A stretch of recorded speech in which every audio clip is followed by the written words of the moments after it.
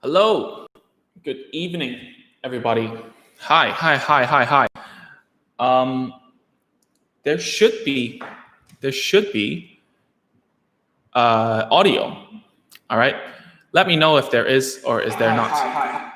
Just a real quick live tonight to supplement on what I was talking about in an email that I sent this morning to um, my subscribers on the email list.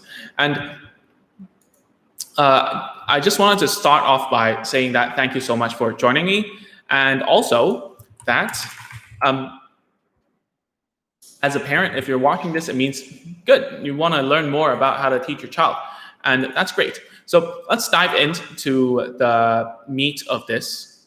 Oh, great! Thank you, Ashley. So let's dive into the meat of this whole live. Okay, so what we want to talk about today is when to push your child to speak. Okay, if you are on my email newsletter, which you should go to agentsofspeech.com and sign up there. And what I was talking about was basically that a lot of parents, they try to push their children to like speak better, talk in a way that we want them to talk, right? And speak that is actually what therapy is about. So the reason why I'm doing this is because one of my clients who came over, obviously we just started off therapy again, and it's been quite eventful because I have to put on a face mask and everything and be very careful. The thing that the parent told me about was that, hey Ming, there isn't enough progress. Should we push the child a little bit more so that she listens to us and so that she catches up to the peers? And I was like, hey, there's a lot of progress already. There's huge progress in terms of, she looking at you, she doing the things that you want her to do, she's copying, right? So when should we push them? When should we decide that it's not enough? Okay. And the truth is that it's never enough. It's never enough. Parents will always think that there's room for improvement. And I can say this because I have a client who has a 13-year-old son. I have a client who has a 29-year-old daughter. I have clients who are also 20-something, 18.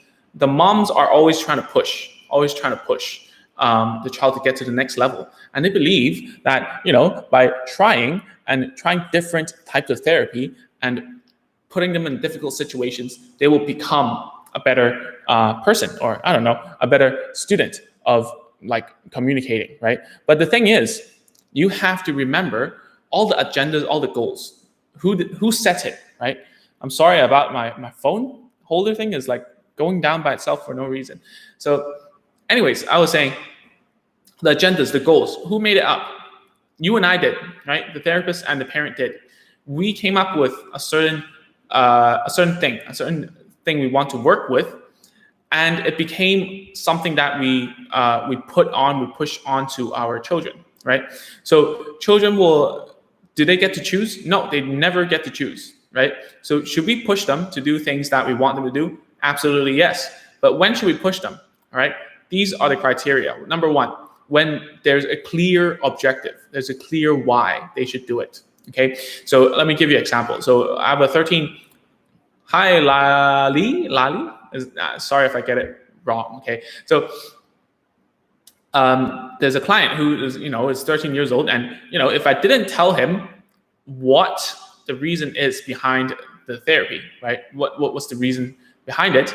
Then a lot of times it's a very hard push for him to do something. So sometimes I take a whole lesson, take a whole hour to describe and tell him or her why the therapy needs to be done. Okay. Similarly to another client, I use a lot of time to explain and for her to understand why I want certain things to be done. Okay. There are secondary results from therapy. And what I mean by that is that your child would know that, hey, actually, by listening and doing therapy, I will be able to communicate better, therefore have more friends, and therefore I'm going to be more successful, or going to have more fun, or something like that. So your child needs to understand that, because we know best, right? We know that if you listen to us and we push them to talk and push them to learn those new things, they will be better off in life, right? That's what we're trying to do, right? But your child needs to know why, or at least incentivized, right?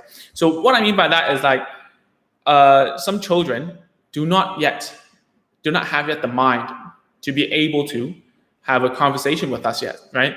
If we tell a 2-year-old like, hey, you got to listen to me, you got to imitate me, because later on you need to start speaking. You need to learn how to imitate and then speak and then, make friends and then get a job and then live a happy life, right? That is actually not describing anything, because they don't understand at all. So how do you make them care? Number one is to have rewards. Make sure that they understand by listening to us, they get rewarded. Okay, if you don't have anything, then it's asking someone to do volunteer work. All right. And why do we do volunteer work? Because we have a cause. We have something we want to be done in the world, right? We have a why. But children who are below 3 or even below 4, I would say, do not understand exactly why they have to communicate with anyone. All right. It's a hard push. If you're pushing your child to do things you want them to, it's selfish, because it's what I want, not the child's want. So similarly, I want to let you know that if you're watching this and you think that, oh, I have to push more so that my child will learn more, that's like counterintuitive, because the more you push, the harder the child will push back. And when you teach or the therapy, whatever, it ends in tears. Okay, how many times have you seen, like, if you've been throwing your child, not throwing, but getting your child to go to therapy, and then just for the whole 30 or 45 minutes, the kid just cries and tries to get out. You did never want that. That's pushing too hard, okay? And there must be a reason behind pushing. The majority of the reason why about children, why they talk to us, is because it's fun. If it's not fun, then there's no point. There really isn't a point for him or her to talk to us, right? They're much better in their own world. I mean, if you leave a child, maybe on the spectrum, maybe not, maybe speech delayed or whatever, if you leave them alone for a bit, they're pretty okay. They don't really care if you're there or not, right? They really don't care. They really do not care. They can go on themselves for a very long time without much, without anyone actually interfering, right? There's a lot of things you have to understand, all right? And number one is, have you made it clear why your child has to talk to you? The number one reason, as always, is always to make them want something from us. They should come to us. That's the whole point of communication. They should come to us with a request. And at that request, it might be something they want, might be something they want to play with, might be, might be your attention. But if we always try to get to the child, it becomes needy, okay? We don't want to be needy, all right? You have seen, and I've said this many times before, right? If you go up to a child and you get too playful and you're trying to push your agenda real hard, it's not going to work, all right? Recently, a parent sent me a video of her playing with a kid, and she just really wanted the kid to say the verbs, just really wanted to push that kid to talk. But around a minute after, there was a click, right? The kid, I wish I could show you the video right here. I'll ask the parent maybe if I can or not. So basically what happened was she was having fun with the kid, but she pushed too far. And what happened was the kid started to think it wasn't fun. There's nothing in for him, so he left, right? So if this happens many times, it leaves a bitter taste in the child's mouth, right? It leaves them unable to, it will decrease the interest in playing with you, okay? And this is what happens, especially when we're too pushy or needy about what we want. So many of you guys who are watching are mothers, so therefore you're female. So think about this, okay? Think about this. Don't take this example to heart. I'm just saying it as a way to illustrate it. So you guys must have had a lot of guys trying to chase after you, right? And a lot of times what happens when a guy becomes too upfront with his needs, right? Too upfront with what he wants from you, and too much coming up to you too strongly. What does that how's that happen? If the guy isn't handsome, It's creepy, right? So you think about it, your child doesn't care if you're beautiful or handsome or whatever. Yes, Lena, yes, you are a pusher too. So this video is for you as well. So they don't care. They don't care whether you are like, you're really beautiful or anything, because this isn't like a male and female dating situation. It's a situation where it's a mother and a child, or like a father and a child. So if you push too hard, they're going to try to leave because that's not on their agenda, right? They didn't ask for it. So you need to make sure that they're on the same page, right? Sometimes you have to take a very long time to describe exactly why you're doing therapy, especially for mature students, mature children. I'm talking about 10 plus years old, when they start to have a brain where they start to compare themselves to other people. When things are too hard, it will try to shy away, okay? But what if we're talking about preschoolers, right? Kindergarten kids or whatever. Is that the case that you should talk to them a lot? Well, yes and no. It depends on what kind of like situation we're dealing with. If we're dealing with like a language case, then most of all, you have to make sure that every time you communicate with your child, number one, it's easy.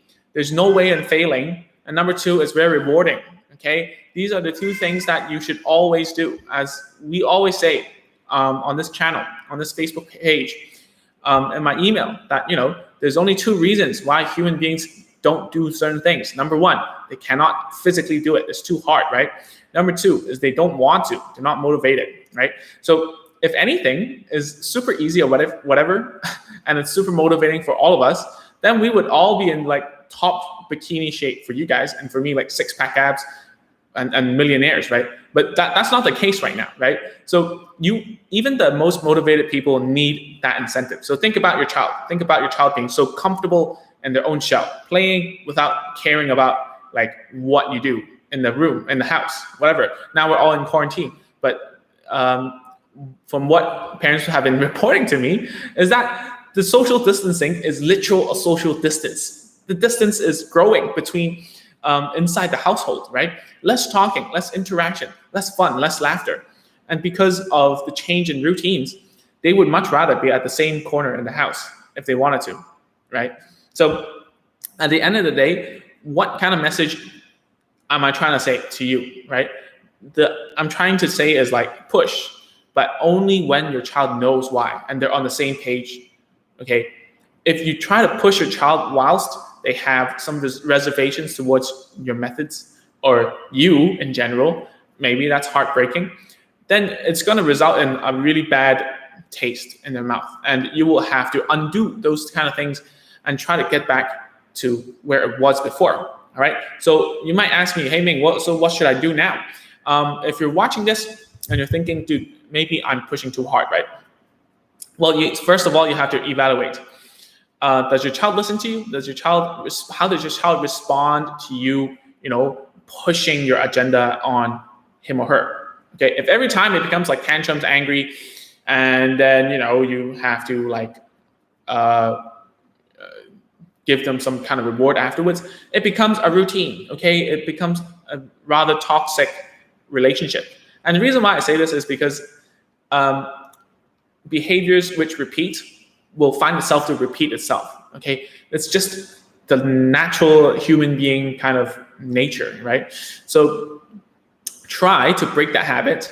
Try to start off with having a reward already, right? Getting them in the routine of listening to you. Make sure that every step of the way they feel like taken care of. They know that you will help them no matter what happens, okay? Then they will do anything you want because number one, they cannot fail. Number two, you're great. You're a great person. They know that you won't force them to do anything.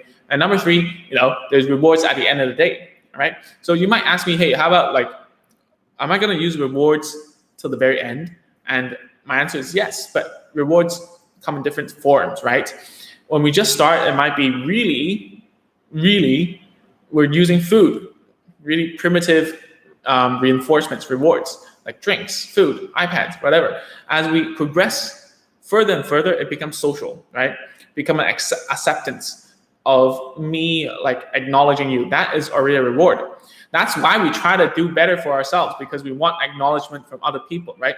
So slowly we're pairing those primitive rewards towards more social. That's what makes us human. Okay, and if your child isn't communicating at this level, then the rewards, they need to match up, right? If your child isn't even talking much, right? It's social distance, because not because of Corona, but then it needs to match up with their ability, right? If they are already talking, then use more social praise, use more social reinforcements. But if they are more on the side where they're still very thinking about what's in it for them very selfishly, then use things that you can control, like food, like toys, like iPad time, or drinks, taking them out for a sushi or something. These things do work. All right, we use it every day. I use it. That's what monthly salary does to you. It keeps you rewarded and keeps you working. Okay, so let me summarize this short live I wanted to make for you. For so many times that, because I'm in Asia, right, a lot of parents are like, oh, so what should I do? Why is it like that? And the last thing they say, how do we make it happen? Should we push her or him a little bit more? The answer is always not to push, right? The answer is always to think about what they want. Why is it that they cannot do it? And then make sure that you take care of why they cannot do it. You take care of that and you give them a reward. It means that there's no way that it's going to fail, okay? As long as you know what they cannot and can do, and then make sure that they can do the things they cannot. It's a mouthful. That means, using cues that you will learn on my Facebook page and this channel is to use more of these, and then pair it with rewards that are age appropriate and according to the level. Then you won't lose at all right? People are going to listen to you. Not only your children, okay? You have to do that. Yeah. So Lena says, in my case, does she really know how or understand if we push? Well, if she knows that we are pushing her, why does she seem like clueless? Kind of big question on my mind. Yeah. So Lena, the reason why I actually spent a whole lot of time trying to explain to her about why we're doing this, about why you shouldn't reject our help, right? Is basically what I'm trying to take care of at that part, the motivation behind it, right? So why does she seem clueless? Is because she really is clueless. She doesn't even understand why things are like that. She's rigid and she doesn't understand that there's a hierarchy of people, right? And people can have different roles. That's just the nature of her. And we're talking about a student of mine here. And how do we do this is going to take some time, right? Because we're dealing with, right now, what we're dealing with, me and Lena are dealing with are problems that are behavioral based, right? Not social, not anything, behavioral, okay? So sometimes when it comes down to that kind of level of problem, which is very basic, we will use very basic solutions, right? Which means that we're rewarding with food, drinks, whatever, iPad, just to make sure that they do not do those things, okay? So for her, when we push her, if she doesn't understand why, she's going to push back and seem clueless. And most of the time, she doesn't understand why. So that's why we really need to tell her slowly. We need to talk to her all the time. We need to keep on, telling her why we're doing this and make sure that she understands. And slowly, maybe it will work. Okay, I'm not sure, but sometimes she doesn't need to know. Okay, for instance, what we were dealing with before, that's purely on the behavioral level. Those things you just tell her, all right, and reward her and hope that she understands. And if she doesn't, give her more reward or tell her exactly what to do, then it's fine. As long as we work around her rigidities, it should be good. Okay, so this time I haven't, and that's my fault as well. So slowly we are learning more about this client of mine. And if you have any questions, do put it in the comment section right now, because I'm gonna end it very soon. From now on, it's gonna be more of at night, because these lives, I believe, more people are actually watching it at night. Okay, and the numbers do show a lot more people. And really, guys, if you really push your child too much, right, it's going to make it harder and harder for you to come back. Okay, especially if you push so hard that your child runs away from you, has, whenever you try something, they know, then it's very difficult, because when you try to prompt or cue your child to speak, and then they know what's going to happen next, then they will, whatever you prompt or cue, it becomes the cue for them to leave, or the cue to them to ignore you. So be careful about that. All right. We will push when. Okay, so I'm gonna go a little deeper, right? So we're gonna push when, number one, there's a history of successful trials where, successful results, right? Where we use this method, where we can then keep on using it, right? But if we're trying stuff, do not push. If it doesn't work a lot, then don't push. Because once your child knows that, it's just a matter of time and practice, then they are much more willing to actually listen to you. If there's a lot of unsuccessful failed trials and you keep on doing it, and let me tell you what I mean by that, right? I haven't really defined what I mean by pushing. So if you're the kind of parent, I don't know if you are or not, this is over the internet, please don't take this to heart. I'm just trying to help here. So if you're the kind of parent who asks a question over and over again, and expecting a response, then that's pushing, right? You're not helping, first of all, because you haven't provided any extra help. You just kept on doing the same thing over and over. And the child's mind was you're actually, in the therapy sense, you're going into a wall and banging into a wall 100 times, hoping that the wall will break, right? But it's not like that. Whenever you want your child to give you an response, you should keep on making it easier for him or her. So let me give you an example. Recently, I've got this client who keeps on. I've been teaching the who and the where questions. Oh no. Who and what doing? What's he doing and who is it, right? And the mother kept on asking, what is it? What is it? What is it? What is it? Hey, I know you know it. Come on, what is it? Yeah, maybe your child does know it. But if you keep on repeating the question, it's not going to help the child out, right? Let me ask you, if I asked a question to you in Chinese and Cantonese, I kept on repeating it, right? You wouldn't know what it is, what I'm talking about, right? So stop repeating something over and over again, hoping that your child will understand. That's pushing your child towards failure, right? What you should do is to provide help, right? So that your child is responsive to your cues and prompts. So for instance, if I say, what is this? Your child doesn't know, I will give a prompt. Say, this one, right? Always use my cup because it's always here. Hey, what's this? And then the child doesn't respond, I will give a feedback. I'll tell her or him or whatever and say, hey, you didn't answer me. Maybe you don't know, right? That's fine. What's this? Maybe then she will respond. If she still doesn't respond with the first sound, then I would go on and tell exactly what it is, right? So that the child knows, right? Instead of keep on repeating, okay? You shouldn't repeat and hope that they will somehow know. It's impossible, okay? So that's actually what I mean by pushing, all right? And this is not only at a question level. It also means when you see a child who doesn't understand something, for instance, Lena's child, right, who's watching right now, you keep on repeating the same thing over and over again and then say, how come you don't understand, right? You should never do that, right? If they don't understand, there must be a reason behind it. And if you're not finding the reason behind it, you're not helping. When you're not helping, the child's angry because you're not helping. You just keep on repeating the same thing over and over again, hoping that he would understand, right? So if a child could understand through repetition, don't need speech therapy, don't need any type of therapy, right? Because by repetition, they will learn themselves already. So stop forcing your agenda onto them without helping anything at all and without rewards. Okay, remember that. That's probably all I have to say about this.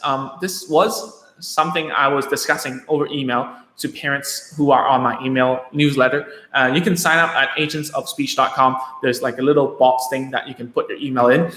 You also get a little gift, a little PDF with instructions that I tell you about teaching first words. So even if your child isn't at the phase where, they're learning first words or whatever, it's nice that you will be on my email list and you will get more updates there. And that's how I actually get most of my topics here, is by, getting emails from parents, them sending me questions, videos, asking me about certain topics, and I make it into a live and go on a rant like I have right now. Okay, so more details at agentsofspeech.com.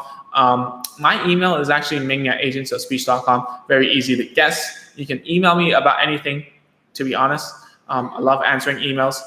And that's probably it for now. Thank you so much for tuning in, and I will see you next Monday night or Monday morning if you're in the US. All right. Have a good night or good morning, and stay safe, everyone.